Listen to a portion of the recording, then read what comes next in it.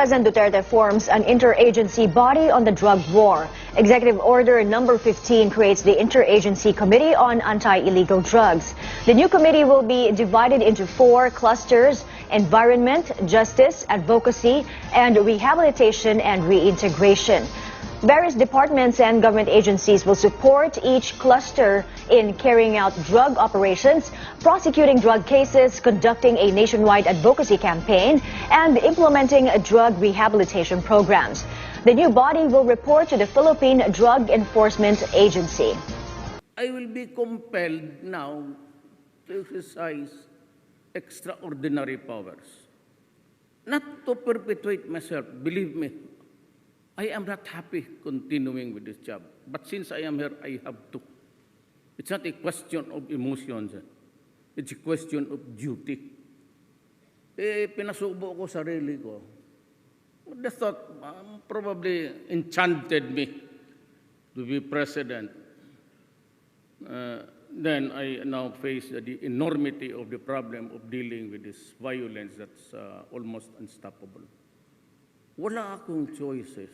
So mag-usap tayo. Either tulungan ninyo ako or I will declare martial law tomorrow for Mindanao. I may understand battles between combatants, but I cannot for the life of me understand why we have to kill our children too. Saan ko ilagay ang prinsipyo ko sa buhay? I'm president. I'm called upon to protect everybody. That's my... Hindi na nga, sabi ko, hindi na kailangan magsabi-sabi pa ako ng martial law, suspension. I can even do it with just declaring martial law. But martial law would open the doors of every house there. The arrest of every person. The detention of every person, everyone, anyone. The military and the police would be allowed to just pick you up from the streets and detain you. And then you can go to court for the suspension of the writ of habeas corpus. The Supreme might not agree with me. Fine. But you must remember that Congress is a political body at kayong mga congressman nandoon would be forced to face the issue squarely. Because we would have to debate. I am not saying that I will disobey the Supreme Court, but I have a limited period to do it, then go to the Supreme Court to explain how it has affected the lives of the people in Mindanao. The rest of the Philippines is droga and gambling. Sa gambling, sa basta mag-digo legit, total kayong mga mayaman naman masyado. O di sige. Pero you go legit, then di magsugal tayo. But give me the money because I have to help. Buti kayo dyan, milyon kayo eh. Dito, you know, lasto-lasto lang yan.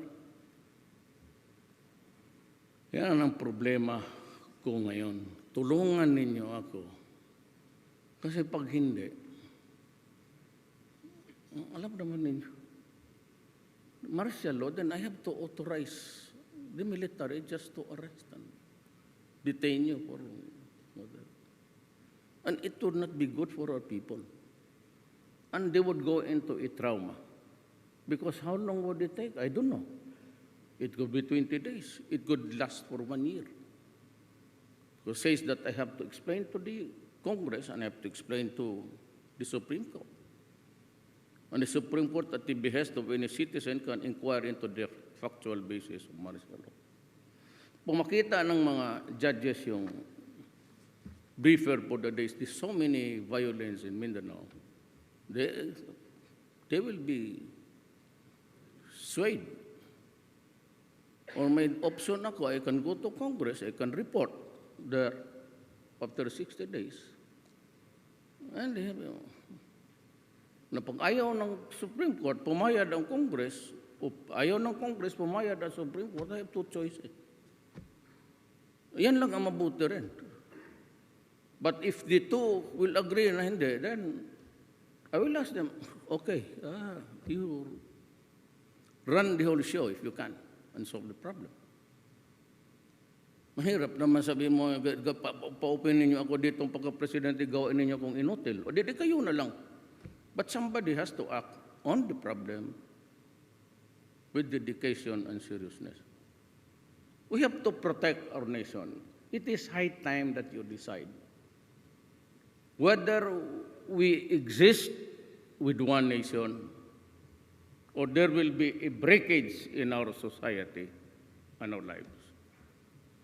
But government, ako, is mandated to preserve the Filipino people and the Philippine territory. So, gera talaga yan. Pag umabot ng ganon, then I'll be forced to use the sea, land, and air forces. And I have plenty because nagdatingan na yung mga jets na in-order ng gobyerno. Ang trabaho ng mga sundalo, talagang gulo naman. I do not say that they did enjoy it, but give them to flex their muscles and do the job for the nation. Kasi kayong mga mayors, ako, pati sila, pareho lang oath of office natin. Now remember, I am not declaring anything here, except to ask you, may police kayo. Use it to the hilt. Huwag ninyong protektahan ang badurugista. Walang mangyari sa inyo niyan. Mag-away lang tayo, I will deprive you of the police. Kukunin ko yung supervision at authority ninyo over the police, and I will just ask the military to go in and impose order. With orders to shoot anybody who defies the law with violence. That, hanggang dyan, barilin mo, patayin mo kung sino yung lumaban using violence against government. That would include you. Ibig sabihin, kasali tayo dito lahat. But ang problema kasi, ang martial law, the military and the police would be higher than you already in terms of authority at lahat. Ayaw kong gawin yan. Ayaw kong gawin. Kahit tulungan ninyo ako. Gamitin ninyo ang pulis. Total nandyan yan. They are just there. Use them. Kung sila ang mapasubo sa order mo, you just tell me the truth. Do not lie to me.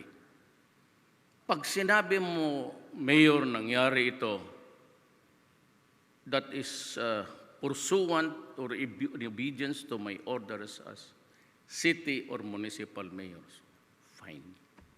I will support you. Magkakaso-kaso ka sa ombudsman. But ako ang magsabi sa ombudsman, I will include in my affidavit na I have specifically ordered the mayors and the governors to use necessary force. Necessary. And to kill if demanded under the circumstances. Sa mga pulis, huwag kayong magtakot na ano. Yung kaso nandyan lang yan. Lahat tayo may kaso na by this time sa ombudsman. Pero I cannot sit here as president or preside over the affairs of the nation as an inutil.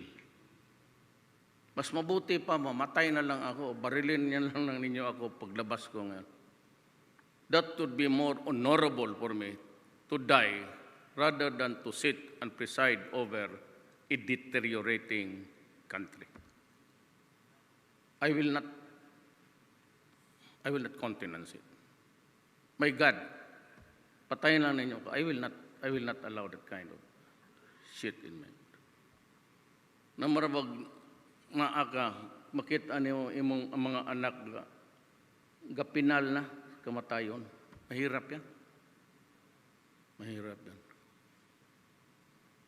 So either I say Hindi ko kaya si Governor Piñol. Si Secretary Piñol. Nandyan ka pala. And he's doing well. Alam mo, I was in Bubutig, Secretary, dumating ka. Diyan ako sa Digos, but out of the cup, kasi nandoon yung media, may patay na pulis. Sabay ito si Wong, itong yawa na ito. Itong smuggler ng, nabigla ako ng tanong, what do you intend to do? Sabi ko, sige.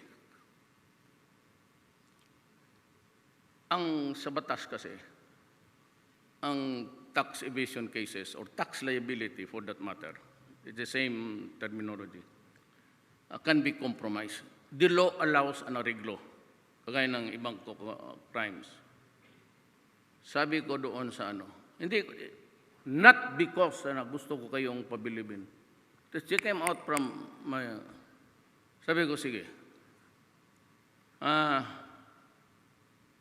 Ang sabi ng finance, it's about 1.5 ang nilugi mo sa gobyerno. Sabi ng mga negosyo, medyo mababa yun, Mayor, pero sabi ko, okay, dublado na lang. I will just consider the fake stamps as part of the process of evading the taxes.